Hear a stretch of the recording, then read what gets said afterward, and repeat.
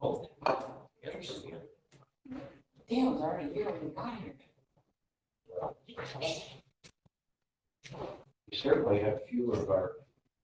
Of the usual suspects? You're saying these two are unusual? Yes. No, they are unusual. That's what okay. I will, okay. Apparently you're suspect. I hereby call the June 5th meeting of the Board of the Electoral Board to order. Shall we have the pledging? Pledge Allegiance to the flag of the United States of America and to the republic for which it stands, one nation under God, indivisible, with liberty and justice for all. Okay. And given our abbreviated attendance here, should we really go through with the introductions? Right, don't we all kind of know each other? I do, but this is not a precedent. But do we need a sign-in sheet or something? So, Dave, do you need that for the minutes? No, I can actually pretty much know these suspects' names. Okay. Yeah. Yeah, that's right. Now, I don't think there's anyone to introduce here. So let's move into the approval of the agenda and minutes. You all have a copy of the agenda in front of you, maybe. Do I hear a motion to approve the agenda? Let me ask this question. Sheriff's bill called Trish and asked her about leaving the precinct, the election officers leaving the precinct during the day to go to McDonald's or go out to their car. I think we can discuss that in the discussion of the policy on terms of appointment of election officers. Then I second your motion to approve the agenda. Wait, did you say you second the motion? Did I make the motion? I was asking whether or not we needed to make an amendment, No. and he said we will include that in an item that's already there, so I seconded his motion. Right. Because I think it does deal with the policy on appointments. Okay. Now, we have the minutes as submitted by our secretary. Is there any unreadiness on the minutes, or do I have a motion? Just checking to make sure that this is the one. Yeah, I make that motion to approve the minutes. Okay, that's second. Any further discussion? All in favor, say aye. Aye. Aye. Passed unanimously. Okay. Any announcements, Mr. Registrar? My announcements are part of my report, which I'm sure you're right. Okay. Yeah, should we? We have take not. this? I'm sorry, we started the meeting at 4, and we do introductions of people, but we already knew who everybody was. Okay, would you introduce yourself? I'm David Levy, Chairman of the election. Hi, David. I'm Gerald Griffin Jr. I had the privilege of serving in our last election. I'm sitting here. Oh, wonderful. Good. They're going to be very nice to you today. That's what I heard again, too. I apologize. I thought you guys were, I didn't see any cars in the parking lot. I was like, maybe they're over there today. Hold on, my weekly workout is walking from that building to this one and back. Do we have your current application to be an election officer, sir? So I think so. I don't know. So I guess we can have a general, sorry. Oh, Because Tahira said that you guys were going to email me about being the assistant chief at her station or another station. I don't, hold on, let me see if you're even, if you have applied. Yeah, no, I don't even have an application from you yet. So you need to stop by the registrar's office and get the application filled out. And we can do that all the way back. Sounds good. Tell me your name. Gerald Griffin. Gerald Griffin. in 18, it's in 18. Yep, Okay, moving into any other announcements? I think then, Dan, shall we move into your registrar's report? Sure. Okay, so thank you, Mr. Levy. Appreciate the run over here. We are looking at the registrar report for June 5th, 2025. We have some statistical reports, budgetary reports, some ongoing projects, and a couple of announcements. We have registering counts by locality. That's our first statistical report. Our current number of active voters in the whole city is 54,940. We have 2,348 inactive and a total of 57,288. This number is where we stand as, actually since the turn of the year. After the purge that takes place after every second federal and after the change of voters who were marked for confirmation mailing, that is, we lost track of their location and moved voters to an inactive status. We also show in this report a list of people who are marked as military, who are overseas, and who are federal, and those numbers are included in the numbers in the three columns in the middle. Any questions on any of the precincts here or anything in this report? Okay, moving on to the next one. This is locality statistics. This tracks voters in and out of the jurisdiction through the month of May. You can see at the left-hand side beginning totals for each precinct. And of course, on the right-hand side, the ending totals, the net change to the second rightmost column. There is nothing too shocking on this report. As you can see, we still continue to tick up in our 401 and 101 precincts. Those are the two that actually probably have most of the attention, just because they're now over 5,000 in each of those, which means that there could be a turnout of over 4,000 in the next presidential, and that would be a case where we'd have to think about splitting those precincts. Fortunately, the next presidential is still about 3+ years away, so we have a little bit of time to see what happens there. But both those precincts continue to tick up. Anything else on this report that you want to talk about in more detail? I'm just curious about the columns, trans in, chug out, trans out. Yeah, so actually I have more I have more information on those columns. I had a conversation with Zachary at the Department of Elections, who's one of their IT managers, I guess. So trans in is people who are moving into our locality from other localities in Virginia. Change in and change out are people who are moving into a different precinct within our locality. So trans is in, chug is within. Yeah, chug in Into and chug out is within. Yeah. And then trans out is moving out of our locality within Virginia to another locality in Virginia. Okay, so if we totaled up the numbers in the change in and change out, they should equal each other. They should equal each other. Okay. And actually in a summary report, not this report, but in a summary report, well, actually, it's actually this report, but it's the way this comes out is they give you it's like a sum total at the bottom. And because I know that the reason we look at this is kind of more precinct specific, Right. I haven't put that summary at the bottom, but the summary at the bottom, Which is fine. I'm taking it on Yeah. faith that they're supposed to add up. It just helps me understand what the column. they should add up. And actually, if you look at the summary number, they do add up. I was Okay. talking with someone about this actually, No problem. today. And then income is people who are judged incompetent, registrar error, obviously out of state. That's when they move completely out of state.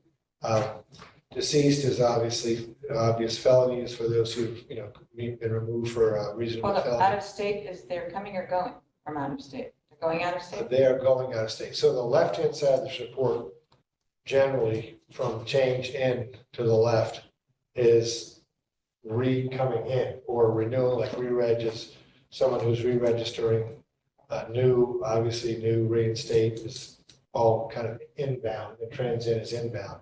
And change out, kind of all to the right, is outbound or negative. So it should be add, columns 3, 4, 5, 6, I guess, and then subtract the rest. Yeah. And that should end up with the net change on the right-hand side, which is 34 for the, for 101. And then going down the row. That kind of make sense? Yeah, but I'm looking at the column of deceased, that's a bunch. Yeah, I would say we have a couple of people who pass away in either precinct every month. Just in a month. Yeah, I don't think that, I mean, it's, 38 people. yeah. I mean, but think about it, in a jurisdiction of 84,000, what is it, 80, what's somebody about 85,000 people? 87? Is it 85? Well, 57,000 registered But we voters, have not 38 of our registered. registered voters have deceased. yeah, correct, that's right, yeah. Which is, lose place of the decimal, but it's either like 1 or 1 to 10%. Okay, any other questions on this one? Okay. This is the NVRA report, and I think someone asked last time, and I've been working on figuring it out since that time. Let's just clean this out. Sorry about that. Why some of the numbers seem a little funny here. They don't seem to match up exactly with the locality statistics. So I posed this question to one of our couple of our friendly people over at the Department of Elections. And they didn't give me a full answer, but Trish, who's online, hello Trish, thank you for joining, actually kind of gave a clue as to what's going on here. It looks like these numbers are actually, what should we say, counts, tallies of touches of records that have this NVRA status. So on its face, you might, and I was interpreting this as being, these are the number of NVRA new records that we put in by NVRA code. But that's apparently not what this says. It's apparently every time you touch a record, that is to make an update or to do whatever, the system has put the timestamp against it and records the NVRA as a NVRA statistical event. So this report is not telling us, I guess in summary, this report is not really telling us maybe what we want to know. And I kind of gave that feedback back to Zach today, that I think ideally what we want to know is how many applications are coming from each of these sources, right? That's what the left-hand side, that column is sources. What department, what agency, or wherever those applications coming from. And this is not telling us exactly. So I don't have an answer as to how to get the number that I thought this was giving us, but that's still a problem. What did you think it was giving us? I thought it was giving us the number of applications that we had in each of these categories, counted once. But it turns out that it could be counted multiple times, depending on how often the record is touched. For example, I think we had one, I don't know, maybe it is, let me see, is Trish, does she have a mic? You don't have a mic, right, Trish? Do you have a mic on your camera? No, right? I see you. I got you. Do you want to try to speak to this for a second? Sure. So today, the thing that caught our eye was that there was, on that report, it shows 8 same-day registrations for the month of May. And we knew that we have had no same-day registrations yet for this election. So we pulled the error validation report for the month of May. And search that by same day registration to see where these numbers are coming from. And the same day registrations that are on that, the voter was actually registered back in November with an NVRA tracking of SDR. And that record was touched X amount of times during the month of May. And it shows on the statistical report that there's 8 same day registrations. But there's not really 8 same-day registrations. No, it's all the same voter, but we had been in their record 8 different times. So why do we even have this statistical report? Well, so, I mean, honestly, this was something that my predecessor used to generate. And I thought I understood what it meant, so I continued to generate it, but now I have my, my doubts as its usefulness. Like I said, today having, done this investigation, I actually went back to the Zach and said, hey, do you have a report that actually tells me what I thought we were being told? So we'll see what he says. I don't know. Zach is a IT manager within, I think he's a manager within. At Elect? At Elect, yes, that's correct. Yeah, so it should be able to be pulled from somewhere else in their database. Yeah, I mean, basically, every time we generate, we put an application in, it has an NVRA code. That NVRA code gets stamped with it, in other words, this is the source of this, what the classification of this application. So we just need, well, I think what we just want to know is how many did we get that were aligned with this particular source? Right. How many new ones? How many new ones, right? Okay. And since it looks like we know how many times DMV asked, would you like to register to vote? Yeah, So I so, would suggest that we not generate this particular report again. If we okay, can get the one we really want. Yeah. That would be good, but I see no reason to generate this report again. okay. I'm with you. I just wanted to be transparent about the evolution If of my our. colleagues are in agreement, then you get to save a little paper. Yeah, okay. Sounds good. So moving on. Okay, let me see if I can get my report back. Where's my mouse? There's my mouse. All right, minimize that. Okay, here. All right, oops. Oops, too far. Okay. All right, our department budget. Here is the first page, which includes employees, and a few of the items under the registrar's portion of the budget. Some cases, I'd say for our personnel, we're actually pretty much on target for the year. That's all pretty much straightforward. You can see under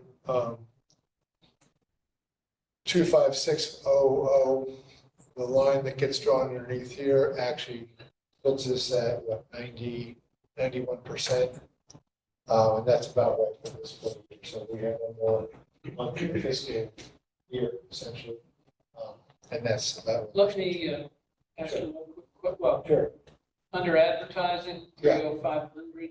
Yep. Is the overage because we had to advertise the change in polling places? Yes, that's Okay. correct. Yeah, so we've allocated, I mean, and some of this is arbitrary, how much we allocate, to different things. And the city doesn't care if we match each category as long as we stay within the overall boundaries. Yeah. Which we're struggling to do this fiscal year, but anyway. The overage is because we had to make advertisement. Right. Changes. Yeah.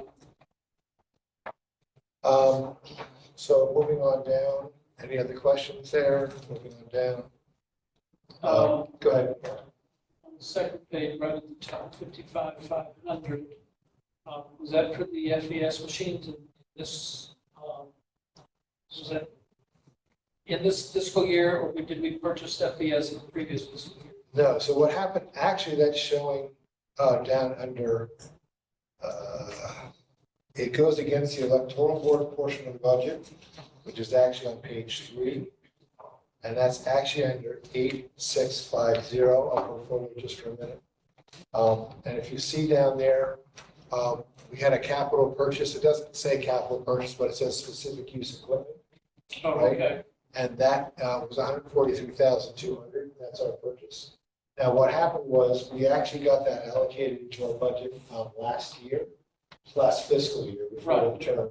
And then we actually put the order in prior to the turn of the fiscal year. That was how we got a discount on the overall machines. But the bill didn't actually come due until after the term of the fiscal year. Yeah. So we had a PO that carried over from last year over to this year, got paid this year. So they carried the money forward, and that's why you see that line there.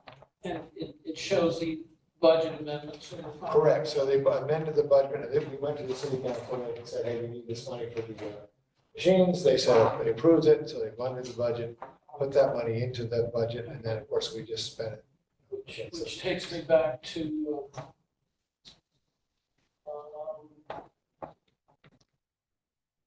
what did we have to get that was not budgeted? It took us 10,000.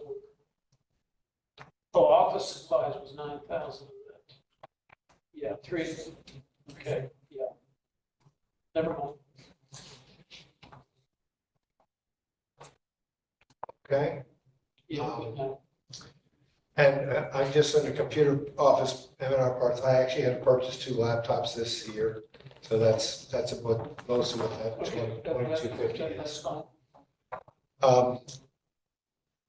Any other questions on this page? So, I'm sorry, I'll go back one for the audience here. There. Starts at electoral board's portion of the budget, most of the way down the page. And there's a significant amount in temporary personnel services, which we've spent most of this year. And then contractual services going below that is what we pay our vendors for various programming machines, our contract for the poll books, et cetera. Okay, anything else on that? Forms and stationery, the electoral board actually is for ballots. So we pay for ballots. So that's where our ballot costs go to. Help me decide which general category to allocate temporary personnel services to. Yes, so, right, so the breakout that I talked to the city about this, a year and a half or maybe not 2 years ago, at least a year and a half ago. Because coming into this, it wasn't at all clear to me why there was, why the budget was arranged the way it was and how we should really be allocating costs against various cost centers, right? So discussing that with the finance department, what they suggested was that everything that was really election specific should fall under the electoral board's their portion of the budget. And everything that was not election specific should fall under the registrar's budget. So if you see, I don't think I have it on my laptop here, but if you remember in my reporting on the election costs in some previous meetings, there was a breakout of 2 different personnel services, which is usually a large amount of cost.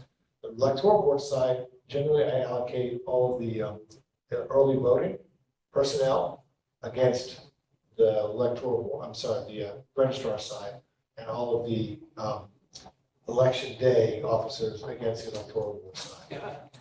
That kind of makes sense. And the same thing for things like the ballots will go, because it's an election day thing, will go against the electoral board side. So that's kind of how we framed this.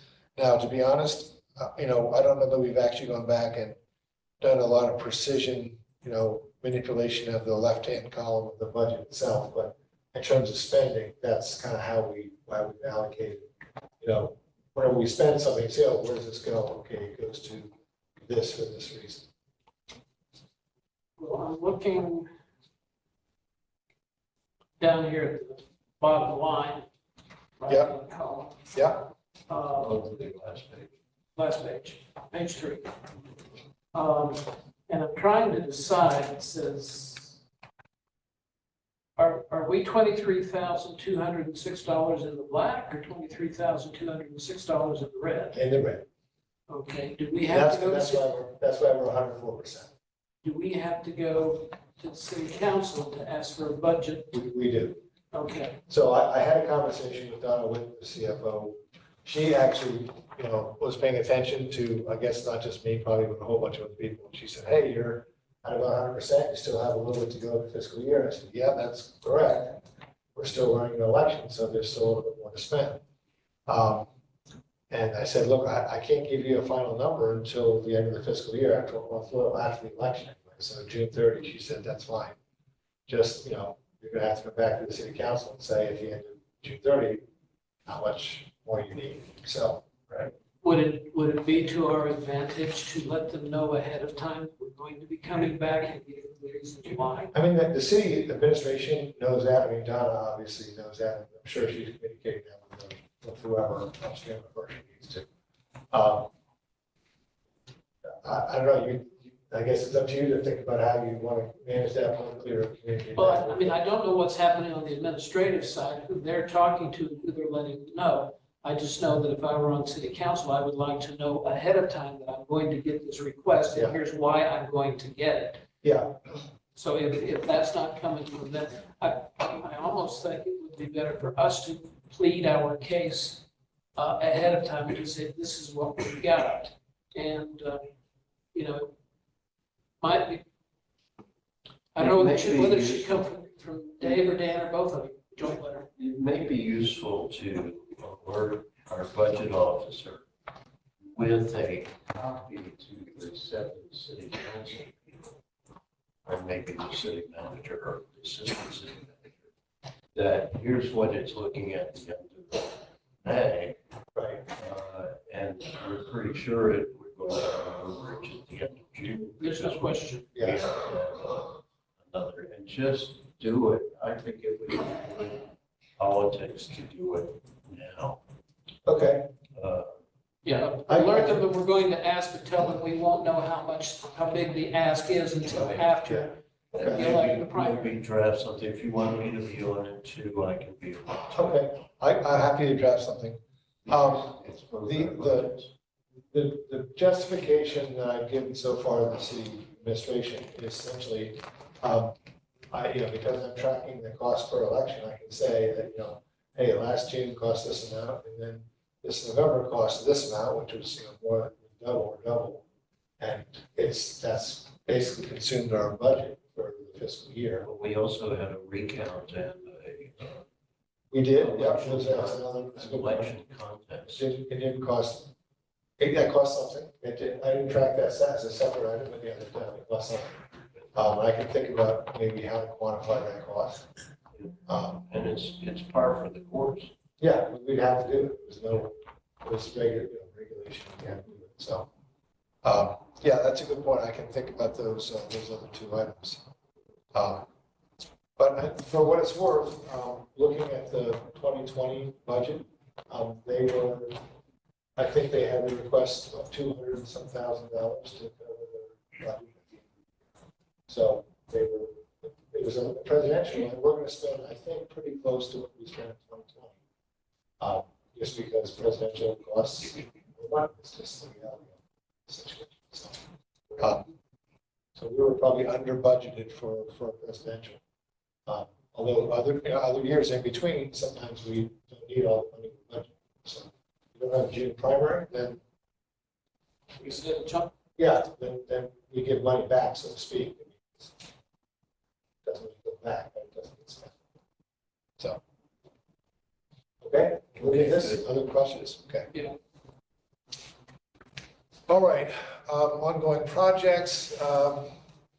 We have a segregation of duties, I think it's part of our agenda today.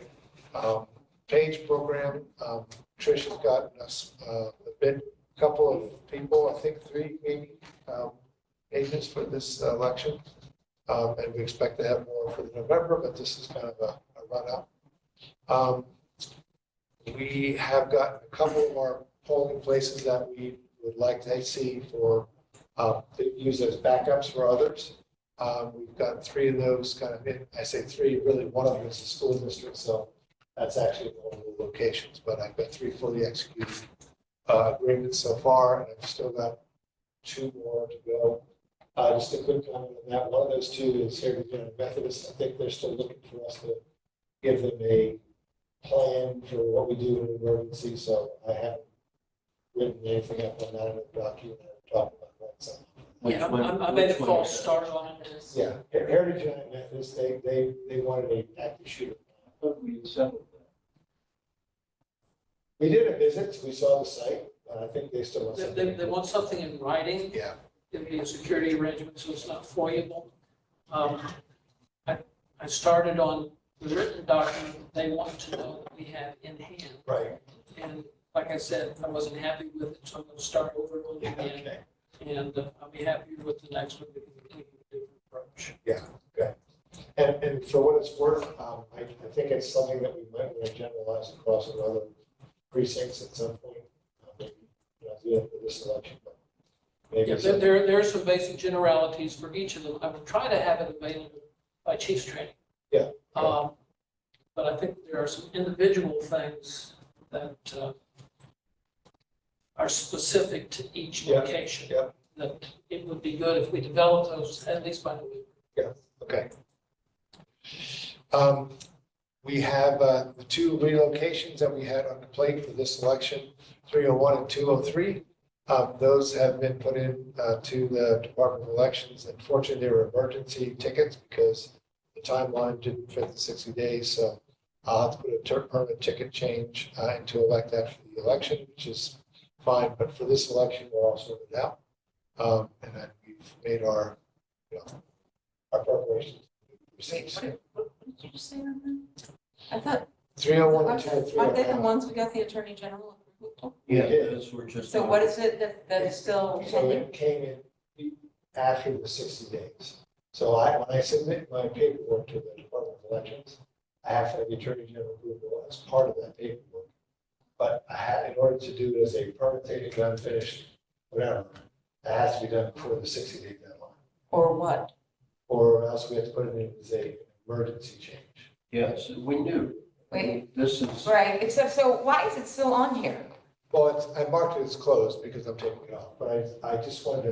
close it because off. we have to submit the Right. formal approval application. Why have we not done that? We got the Attorney General's approval. After the election. Right, because it was after 60 days, so I understand all of that, but so when we got it after 60 days, why did we not send it then? They won't approve it.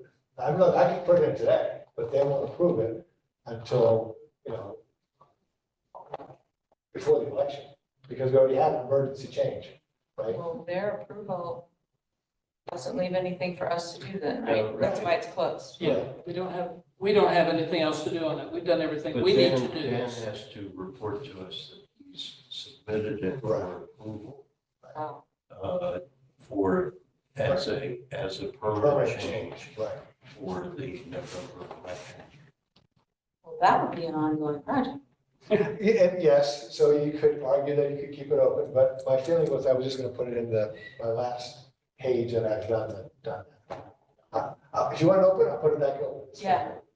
Well, I mean, the last sentence nicely says that the permanent change ticket to be submitted. That's correct. So Yeah, you're right. must not be closed. Okay, I will make sure that it stays open. That's fine. Well, hopefully the next meeting, it'll be closed because it will have gone in. Yeah. Well, no, not until, I guess July, July meeting, I can put it. Do we need to get together for that number 47, the next issue item down? Voting system security. review? Yes, so we should schedule our, whatever, convocation we need to have. It's not due until August 29th.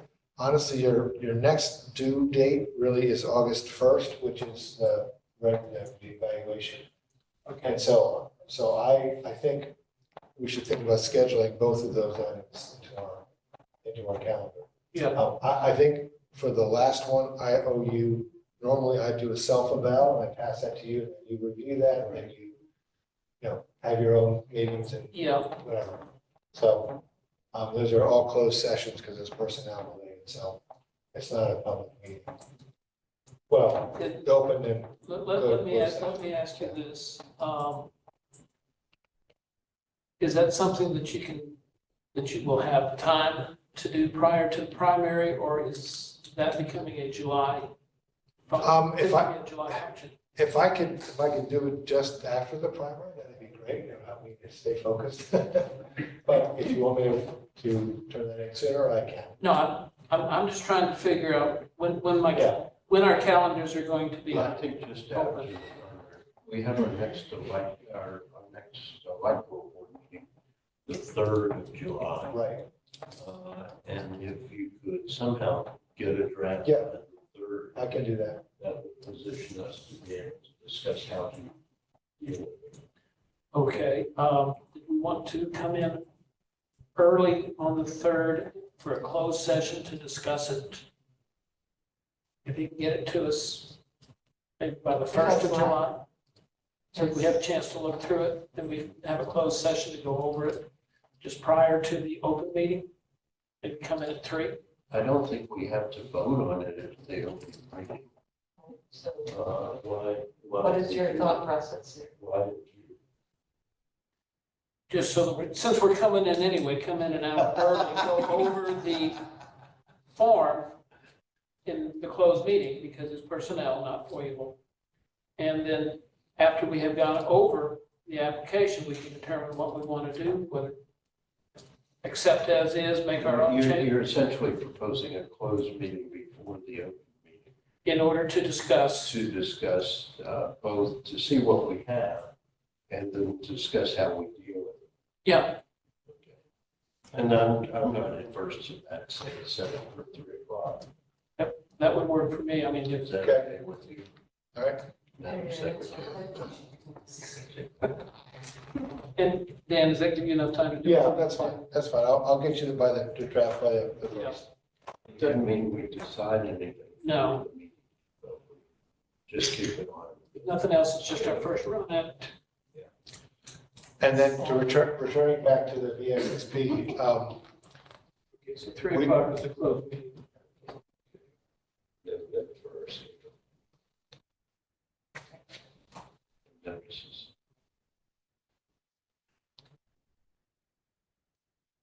Okay, more on this. and then VSSP, right, that's what we kind of sidetracked off of.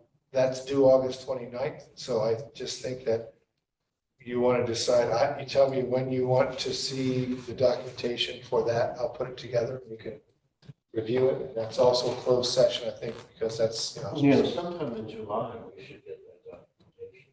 Yeah, well, we have to, because we have to sign off on it on August 1st. August 29th. Yeah, Oh, August 29th is when that's due? yeah, it's not due until the 29th. Now, I don't know, so we also have to think about what your meeting plans are for. We know we have a meeting in July, you're gonna have a meeting in August. And when do you want that meeting in August? I would need to think about what we would need to accomplish at the August meeting. Yeah. Really, the only thing that we know that we're going to deal with in an open meeting would be appointing election officers. We could do that in September as easily. Yeah. We do have the general election in November. So do we even need to have a meeting in August? It's one pertinent question. Well, you need to have some meeting, closed meeting at least, I think, to do the review the voting system security program and then Yeah, agree on it, right? So So I some- know we would have to have a closed meeting for that. Do we have to have an open meeting in order to approve that, or do we just sign off on it? But it has to be done with. To approve the I think you have to vote. annual review of voting system security? Yeah, I think you have to vote to approve it. There's a letter I think Betty will have to generate to. Well, if we have to vote to approve that in an open meeting, then we would have to have an August meeting.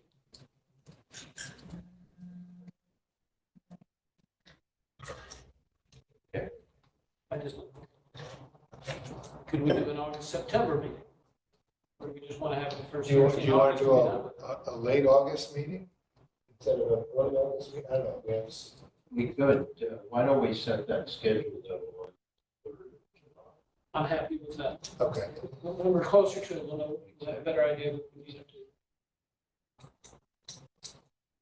do. Okay. And then obviously, we have the policy for the electoral officers, which you guys discussed. So that was the last item on my list of things that we're working on. And so my announcements are, we're continuing early voting, the Democratic primary election through June 14th.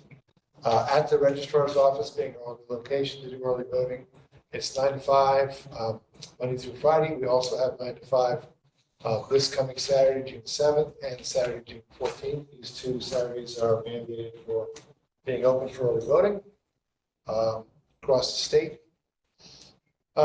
Absentee application can be submitted until tomorrow. June 6th is the last time to submit an absentee application.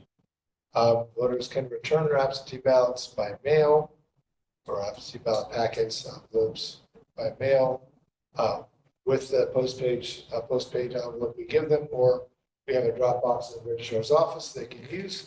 That is available up until 7 p.m. on election day. Holiday testing for precinct voting scanning precinct vote scanning equipment was completed on June 3rd. I also submitted a budget reduction response to the city as they requested by noon on June 3rd. The city, you saw my email I forwarded to you from the city manager on that. So Was it later today? yeah, so Okay, I haven't looked since early this morning. so the summary is that doesn't feel like we're done. So that's Okay. We're going to be closing to the public on June 19th in observance of Juneteenth. We may or may not continue canvas depending on what you guys decide about that during that date, if you need to be on there on that date. And the voting system security plan affirmation is due by August 29th. And that is all I have. As to the Juneteenth observance in Kansas, I think last year it basically took us just the afternoon to do the canvas that we could do prior to whatever elect has to do for the provisionals. So I think we're probably okay on that. We'll probably do canvas on Wednesday, be done with what we can do, and then come back in the following Monday for the provisionals. Do you think we need to schedule any canvas for Friday? I know we'll need to schedule for Wednesday and to schedule for the following Monday. Correct. But We will have a cap session on Friday, so we'll be collecting, whatever post-election ballots are coming in. I know we tallying them on Friday, so I will have a post-election tally on Friday evening. Whether you need to do anything with that at that time, I don't know. what time is the cap session? I believe we're starting them at noon or shortly after that, because after the post office to get ballots from the post office. So bring them back. It wouldn't be sensible to have a resumption of canvas until after that's over. Yeah, I think that makes sense. Yeah. I think we're probably going to be fine if we just plan to have canvas on Wednesday. I mean, we can start at 10 or noon either way, but I think it's not going to take that long for the volume of votes that we're going to have with a single party primary. It's just the mechanics. Yeah. Through Right, going through the precinct. the Jeffrey sequence. Yeah. And same day registrations. We won't have near so many. I think, well, we can't do can't do SDRs until Right, following you Monday can't do anyway. provisional So meeting that's not until an issue. after the Saturday report, which will come out. Yeah. So it's just going through what we get from the 18 precincts and just making sure they've given us the information that we need in order to make our report. So, Okay, and it sounds to me like we don't need a Wednesday session. no, we do need No, to, it's Wednesday. Thursday. yeah, Friday session. And maybe we should set the Monday session for 9 or 10. What's the, Yeah, I think on a provisional notice, we actually, start because we have to start immediately after, on the Wednesday. I think on provisional notice, it says at 9:30, I believe, if I remember correctly. But we're going to adjourn, adjourn that meeting, right? Or after. Okay, so you sent out a provisional. Well, provisional notice goes with anybody who actually puts in the provisional ballot, gets the provisional notice, right? So that was for 9:30 on Wednesday. That's my recollection. So let's set the Wednesday meeting for 9:30. If that's what's on the form, then we should Yeah. follow the form. And then let's do the Monday meeting for 9:30 as well. Yeah, okay. Okay. Any other questions on what I have here? Good, thank you for Yep. your report. Let's move on to unfinished business and policy for terms of appointment of election officers. We've been working on this for several meetings. And thanks to Steve Russell, we have a draft that I've added to and circulated. Is there any comment or unreadiness? I think what we should do is have a motion about the draft in a second and then discuss it. Okay, I move we approve the latest draft, which is the one that was handed to us at this meeting. It does contain the corrections that I noted for the version that I got this morning. Well, I got earlier, but I was able to look at this morning. Corrections from the other board. Second. We have a second. Okay, one issue that is not explicit here, but has been raised, was whether or not we can have part-time election officers on election day, or whether election, and another subset of that is whether or not election officers can take time off for lunch and go home on election day. Not the chiefs. Not the chiefs. Saying something in that. No, the law says the chiefs and the deputy chiefs have to be in the voting place all day. That's very clear in the law. The law is less clear about, it doesn't say everybody's required to be there, but it does say that people are appointed to their election office position, which is to be at the precinct that particular day. There is a provision that we can have part-time election officers for a portion of the day. We have chosen in our policy so far not to have part-time election officers. It seems implicit to me in the idea that somebody takes an hour off for lunch or something, is that's essentially a part-time election officer because we're not in their term electing them to a term that has a day, an hour off for lunch. I know that it's of some interest to some people that they have some breaks, but we do have breaks at the election day results. Well, the reason that I came walking in at 1 minute until 4 is because Trish and I were discussing this. And it's my feeling and her feeling as a former chief that if someone needs to take a break, get away from the crowd, that kind of thing, there are places near, well, I come at it this way. If I can get to them in 30 seconds because we had a rush, so that I can get them back in and on the job, I don't care where they go. If they walk out to their car and I can walk out and wave them in and they can get back in because I need them, I don't care if they go to their car. There are some precincts, downtown Church, St. Paul's, and Heritage High School, the parking is so far away from where you are that you can't get them that quickly. So my thought is more to how quickly does it take me to get them back online? Now, I know at Heritage Methodist, they just go into the kitchen. There's plenty of room, there's places to sit. It would not be a problem for me for them to walk out to their car because if they needed to walk out and pick up their prescription, or, they left something, a jacket or something, and the air conditioning's high, they can walk out there and get it and come back in. That's not leaving the precinct to me. Driving to McDonald's is leaving the precinct. But I mean, I don't think I don't know, I don't think we should be having our workers drive to McDonald's during voting day.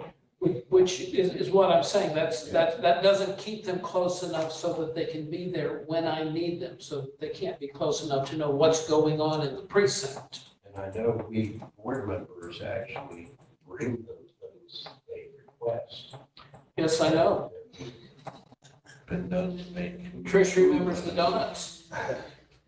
So, Did you request it? I don't think, I'm right there. I don't think we should adopt a policy that includes part-time election day coverage right now. I think one thing that drives that is that just management would be really horrendous. It would add 50% to our personnel. Conceivably. And it just becomes difficult for the chiefs and the deputy chiefs.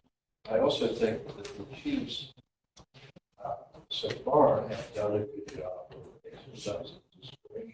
Yeah. About breaks. Using the break rooms at various places. Which is not to say if somebody gets a call saying your child was in an automobile accident, I'm not going to keep them there. They can take care of that. There are instances where an exception would be made and the board would take care of it later. But as a general rule, I think you need to continue with the old day. Another thing we've done in this policy is we've regularized appointments such that they're 1 year for all their new, 2 years for returning people, and 3 years for people who have been around for a while or who are exceptional. Yeah. And I think I've changed the wording about how we determine exceptional ability. Is that since the one that you sent out earlier this week? Yes. Betty suggested. Is it in the this 3-year wording, part? and I love Yes, it. It's under the 3 year. When it says, Let's read those 3 out loud. Since what Ross is Okay. here. 1-year appointments may be made for new election officers whom the board believe require remedial training to raise their effectiveness in the precinct to satisfactory levels, and election officers who are returning to service after more than 1 year in which they were not appointed. Prospective election officers who fall within the descriptors for this category may not be appointed for more than a 1-year term. 2-year appointments may be made for returning election officers who have demonstrated consistent satisfactory performance in their assigned polling places and who indicate a desire to improve as they continue to serve as election officers.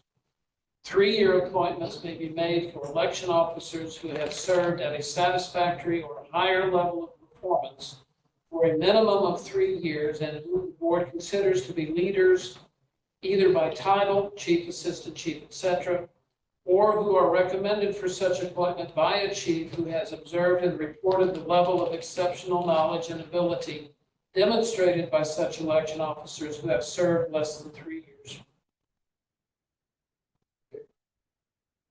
I think that's useful, and it doesn't give us too much discretion. I would like to ask Roz, were you able to comprehend that, what I just read? Yeah. Do you have any observations on those? No, I mean, Okay. some words there that, yeah, Trying to figure out which one. 3 years, you're in for 3. okay. Yeah, you're choosing. Although, I guess we still haven't discussed how we're going to change people. We're going to wait until No, next year yeah, to that's do right. appointments. I think we wait until next year to Yeah, resort them Okay, as we see fit. Right now, they're all on 1-year terms. right. Okay, no, that was fine. okay. Yeah. Roz is the chief. She's the chief of Judy also. So, but right now they're on one-year terms, and our terms start March 1. Correct. And Is that stated here? that's by law. Okay, any other unreadiness about this policy? I'm happy. Okay, call for the question. All in favor? Aye. Hi.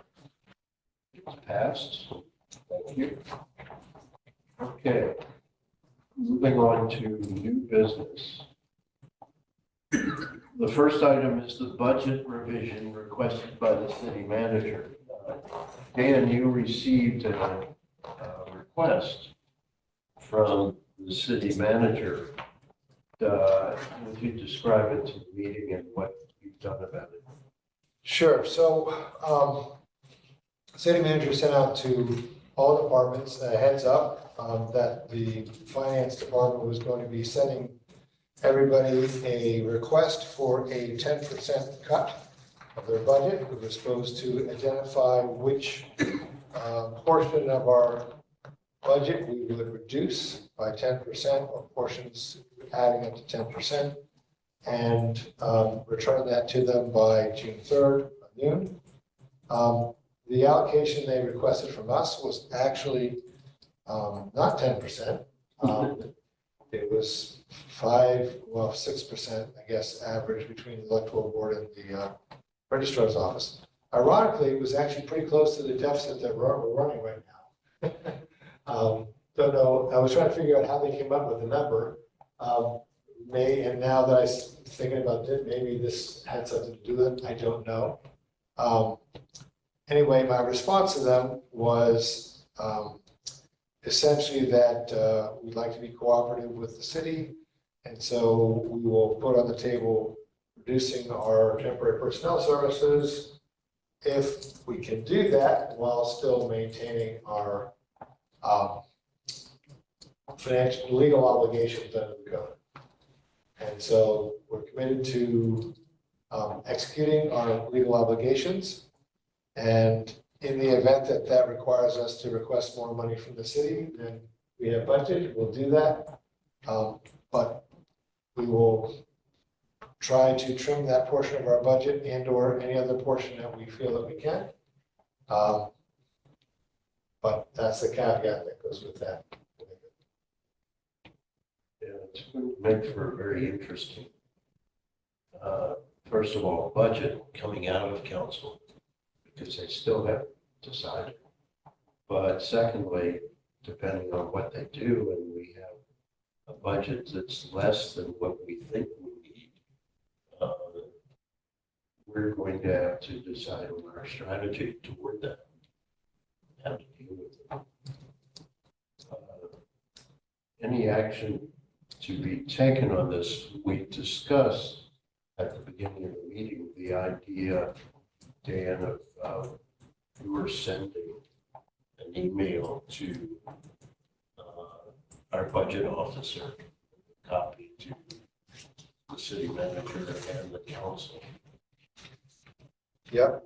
And that would be, if you're more comfortable with it being with my signature on it, that might be useful. Okay, I'm happy to craft it. I mean, it looks better to have me as chairman of the board. Yep.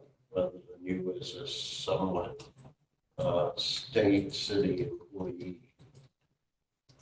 Which is not really. It's a constitutional office, not a city employee. But it would also show that it's not just the registrar, the electoral board is also sharing in these observations and concerns about our ability to do our job. I think he's actually a statutory officer rather than a constitutional officer. But it's not elected, so. Okay, any further action on budget? I don't see anything that we need to do at this point.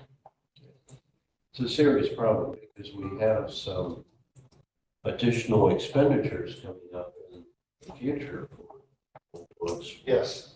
software. ODIs. for other things. We're going to have to go to the city about it. Okay, we have the next item, appointment of new election officers. Would you put that report?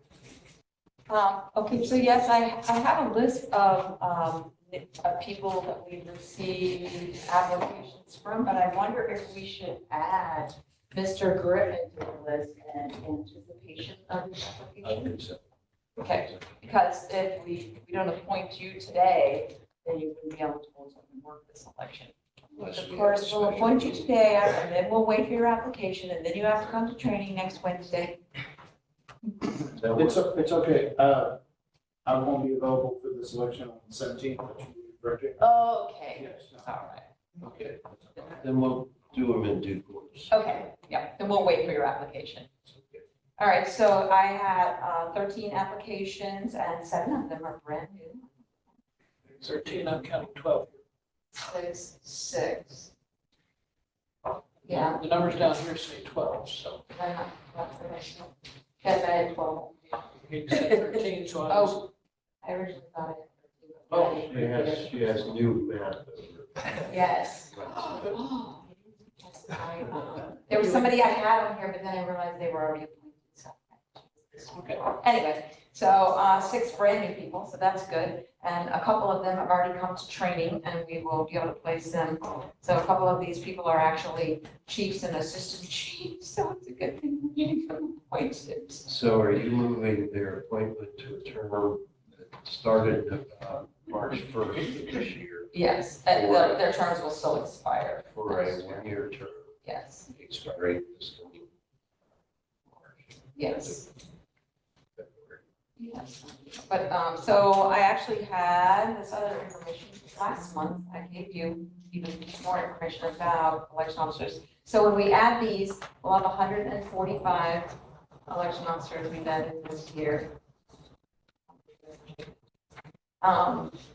And we decided that we needed about 86 for election day. We have all the precinct staff now, we have a chief and an assistant chief in every precinct, and either 2 to 4 election officers will be in each precinct.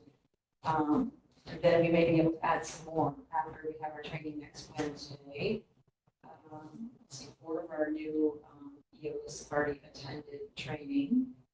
And next week, we're gonna have chief and assistant chief training. We're gonna have a supplemental training for people who are stepping up for the first time to be chiefs and assistants. And we're going to have 1 more new and returning election officer training next week. So, yes, I do make a motion that we approve these 12 applicants to be appointed as election officers for a 1-year term. Ending. Ending February 28th. 28, 2026. Second. Any readiness? All in favor? Passed. Okay. Any public comments? This is the part of the meeting. Wow. To make further comments. Jeff? Hey, I'm Jeff Rosner, Lynchburg Democratic Committee, authorized representative and voter protection liaison. At the last meeting, I brought up some effects of state and national policies on local elections. Today, I want to follow up with some additional information. The Election Infrastructure Information Sharing and Analysis Center was funded by the federal Homeland Security Department to help state and local agencies deal with election security risks. The Trump administration has eliminated that funding. Okay, another item. On May 26th, the News in Advance ran an Associated Press article about President Trump's executive order on elections and its effect on ballot barcodes and QR codes. It appears that there would be no effect in Virginia, but that is not entirely clear. And some people may overreact to the executive order. The possibility of an overreaction is increased because election deniers have focused on many of the issues in the executive order. The same is true for another part of the executive order requiring photo IDs. That is limited to mail-in registration. However, an overreaction to this could lead to a new push at the state level for photo IDs for voting. Virginia did have a photo ID law in the past. When that was in effect, it was estimated that there were about 7,000 validly registered Lynchburg voters without photo IDs. That led to a huge additional workload for the registrar's office. I do want to be clear that the two issues that I just mentioned are not the only issues and not the only potential problems from the executive order if all or part of it is held up, is approved by the courts. Right now it's held up in the courts, but there are other potential problems affecting local elections. For example, one of these is possible elimination on counting ballots that are received after Election Day. So that would include absentee, military, provisionals. That's one possibility. All right, then finally, I have two questions related to the barcode and QR code issue that's discussed in the newspaper article. And this would relate to helping to determine whether there is an effect, or if the order is approved, would be an effect on Virginia. Of course, the article doesn't deal with Virginia at all, just more generally, and also focus mostly on Georgia. But the answers to these questions may have to come from the state elections department. Okay, one question is whether Virginia has adopted the Election Assistance Commission's voluntary guidelines.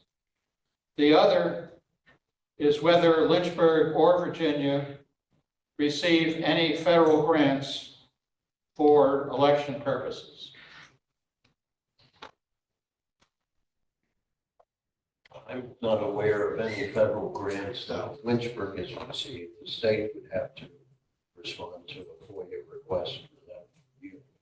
Yeah, we don't receive any federal funds. The only funds that I'm aware of that we receive are reimbursement for a portion of a presidential primary from the state.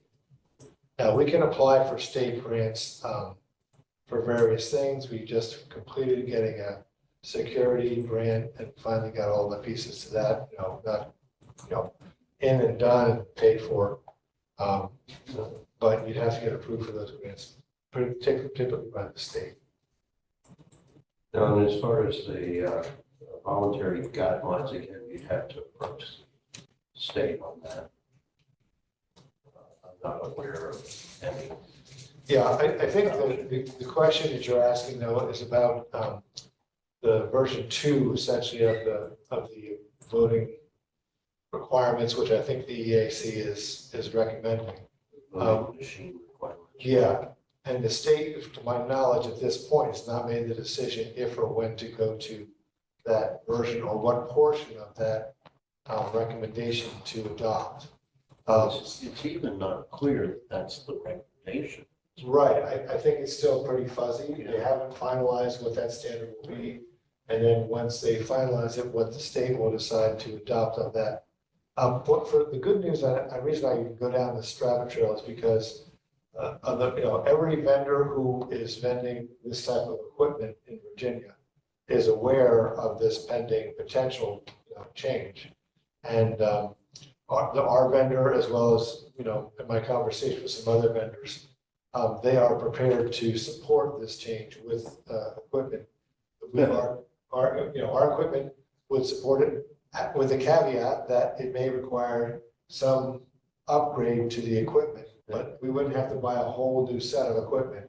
It might be an upgrade to the equipment, That we know at this point. right? We don't, So, no, it's still very unclear. Any other comments? Thank you, Jeff. Yeah, it's a difficult problem. Thank you. Any other business? Do I I hear would a like vote? to move that we adjourn this meeting. Second. All in favor? Aye. Aye. It's back.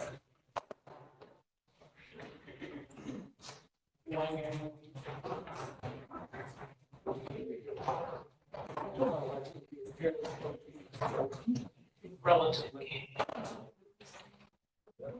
okay, good. Next week, I'm going to be. Nope, I'm good. So I'm not doing this one, do I just need to wait until after this one? No, well, you can fill out the Go ahead and application. take care of it so you'll got it. Yeah.